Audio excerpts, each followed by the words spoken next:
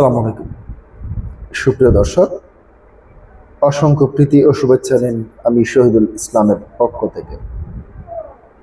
প্রিয় দর্শক, আজকে আমি যে বিষয়টি নিয়ে আপনাদের সামনে কথা বলবো, বাংলাদেশ ফার্স্ট।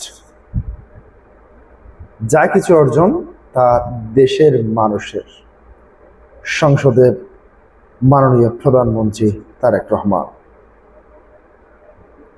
প্রিয় দর্শক, তিনি যেটি বলতে চেয়েছেন, যত যা কিছুই হোক না কেন সবকিছু দেশের স্বার্থে, দেশের জনগণের স্বার্থকেই প্রথম প্রায়োরিটি দিয়ে কাজ করতে হবে, কিংবা কাজ করছে তার সরকার। সম্প্রতি চীন সফর থেকে এসেই মহান সংসদে বক্তব্য দিতে গিয়ে তিনি এসব কথা বলেছেন। প্রিয় দর্শক, তিনি তার বক্তব্যে কোন বিষয়গুলি তুলে ধরেছেন সেটি আপনাদের সামনে আমি তুলে ধরছি।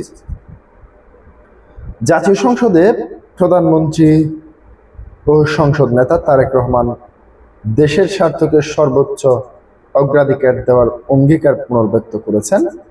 তিনি বলেছেন, সরকার ও সংসদ সদস্যদের প্রধান দায়িত্ব হলো জনগণের স্বার্থ রক্ষা করা এবং দেশের কল্যাণে কাজ করা। শনিবার 27 জুন জাতীয় সংসদের স্পিকার হাফিজ উদ্দিন আহমেদের সভাপতিত্বে অনুষ্ঠিত অধিবেশনে বক্তব্য রাখতে গিয়ে প্রধানমন্ত্রী তারেক রহমান এসব কথা বলেন।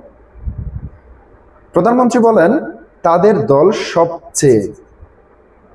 সবসময় বাংলাদেশের ফার্স্ট বা বাংলাদেশ প্রথম স্লোগানটি ব্যবহার করে তিনি নিজের অবস্থান থেকে সবসময় দেশের এবং দেশের মানুষের স্বার্থ নিয়ে কথা বলার এবং তা রক্ষা করার চেষ্টা করে যাচ্ছেন।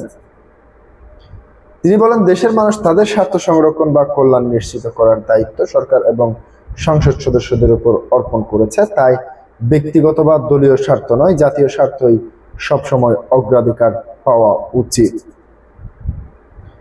সংসদ নেতা আরো বলেন, সম্প্রতি কোনো সফল উদ্যোগ বা বিদেশ সফরের মাধ্যমে যদি ইতিবাচক কোনো অর্জন হয়ে থাকে, সেটি কোনো ব্যক্তি বা সরকারের একার সাফল্য নয়, বরং তা বাংলাদেশের এবং দেশের জনগণের অর্জন। বক্তব্যের এক পর্যায়ে প্রধানমন্ত্রী সংসদে তার বক্তব্যের প্রতি সমর্থন এবং সহযোগিতার জন্য বিরোধী দলীয় নেতা সহ সরকারি ও বিরোধী উভয় পক্ষের সংসদ সদস্যকে ধন্যবাদ জানান। দেশের মানুষের কল্যাণে সবাইকে ঐক্যবদ্ধভাবে কাজ করার আহ্বান জানিয়ে তিনি বলেন, জাতীয় স্বার্থের প্রশ্নে ইতিবাচক মনোভাবই দেশকে এগিয়ে নিতে পারে। প্রিয় দর্শক, আজকে এ পর্যন্তই। আসসালামু আলাইকুম ওয়া রাহমাতুল্লাহ।